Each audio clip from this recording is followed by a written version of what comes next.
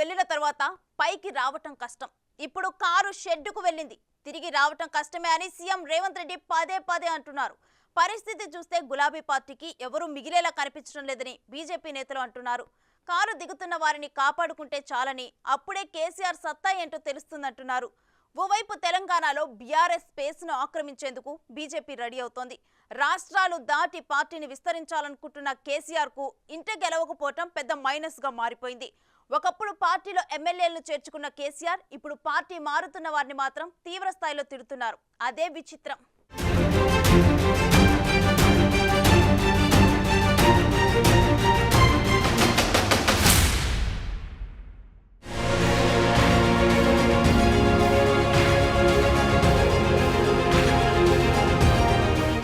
మొన్నటి అసెంబ్లీ ఎన్నికల్లో బీఆర్ఎస్ గెలిచిన సీట్లు 39. ఇప్పుడు అది 32కు పడిపోయింది.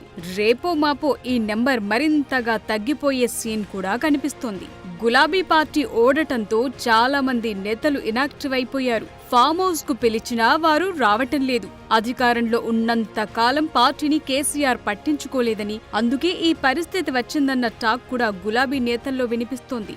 ఈ పరిస్థితిని చక్కదిద్దకుండా మళ్లీ 15 ఏళ్లు మనమే అన్న కామన్ డైలాగును వినిపిస్తున్నారు. కొంతలో కొంత వాస్తవంలోకొచ్చిన గులాబీ బాస్ ద్వితీయ శ్రేణి నాయకులతో భేటీలు జరుపుతున్నారు. పార్టీని గ్రామ స్థాయి నుంచి లైన్లో పెట్టాలనుకుంటున్నారు. అయితే ఇక్కడ మరో సమస్య ఉంది. ఫామ్ హౌస్ దాటకుండా అన్ని జరగాలంటే జరగని పని. అదే సమయంలో ఫామ్ హౌస్ బయటకు వెళ్లటం కేసీఆర్ కు కష్టమైన పని అని ప్రత్యర్థి పార్టీ నేతలు కౌంటర్లు వేస్తున్నారు.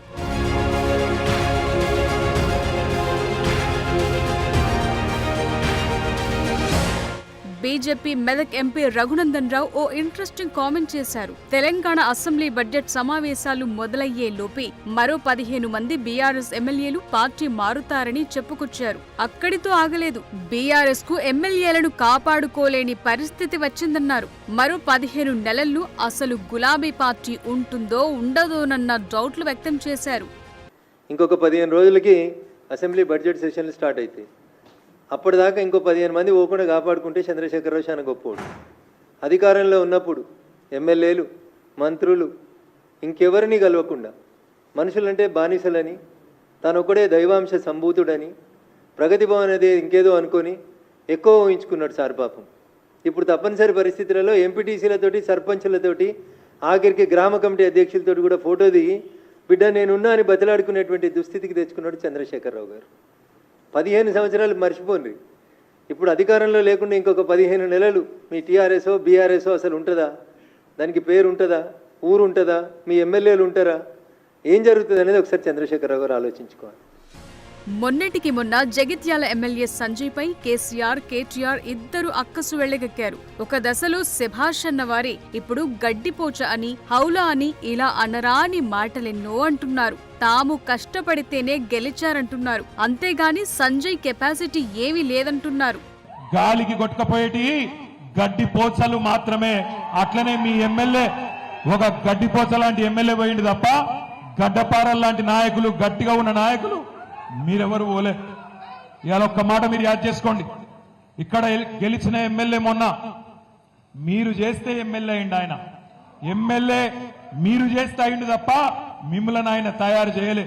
మీరు కష్టపడి వందల వేల మంది కవితక్కతో సహా ఎంతో మంది కష్టపడితే ఒక్కడు ఎమ్మెల్యే అయింది. ఇవాళ ఎమ్మెల్యే దొంగలలో కలిసిపోయిండు. పోయిండు రేవంత్ రెడ్డి ఇసిరే ఎంగిలి మెతుకుల కోసం ఆశపడి పోయిండు. కుండ వలిగితే వలిగింది కానీ కుక్క బుద్ధి తెలిసింది అన్నారు. గట్ల మీ ఎమ్మెల్యే బుద్ధి ఇలా తెలిసొచ్చింది. మరి ఈ ఆరోపణలపై కాంగ్రెస్ లో చేరిన డాక్టర్ సంజయ్ ఊరుకుంటారా? రివర్స్ కౌంటర్ కూడా ఇచ్చేశారు. జగిత్యాలలో తను రావటంతోనే బీఆర్ఎస్ బలోపేతమైన విషయాన్ని కేసీఆర్, కేటీఆర్ కు గుర్తు చేస్తున్నారు. 2014లో బీఆర్ఎస్ పార్టీ ఏ పరిస్థితులు ఉండాలని అందరూ తెలుసు. కౌన్సిలర్ టికెట్ ఇస్తామంటే పారిపోయిన పరిస్థితి. అసలు కౌన్సిలర్ అభ్యర్థులు లేరు. ఎంపీటీసీ టికెట్ ఇస్తామంటే ఎవరు లేరు. ఆ సందర్భంలో 2 ఎంపీటీసీలు అప్పటికప్పుడు విడ్రాల్ టైంలో యునానిమస్ అనే జగిత్యాలనే, తుంగూరు లాంటి పెద్ద గ్రామం, అంతర్గామం లాంటి ఒక పెద్ద గ్రామం, అసలు అప్పుడే గెలిచామని ఆ కొద్ది ఓట్లతో ఓడిపోయినా. ఎందుకంటే జీవన్ రెడ్డి గారు అప్పుడు కూడా ఇదే లాస్ట్, సంజయ్ గారికి దవాఖాన ఉన్నది అన్నారు.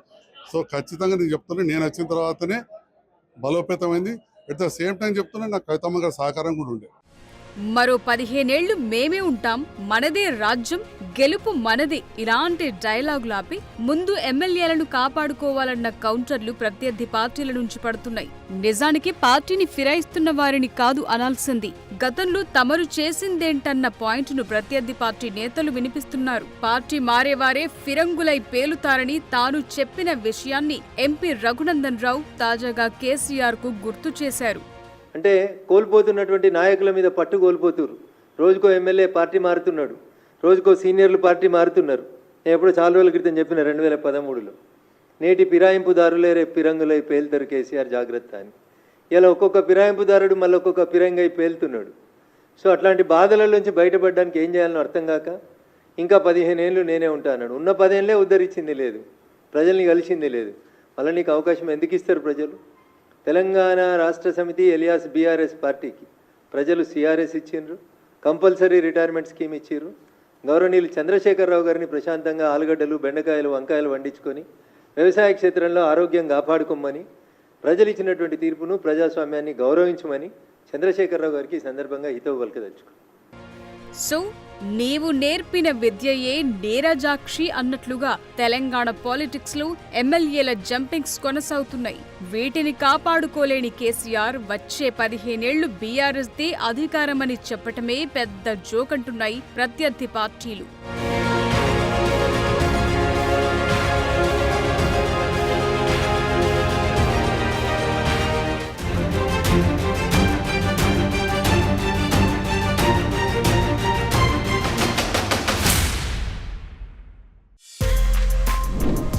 For more videos like this, subscribe Big TV channel.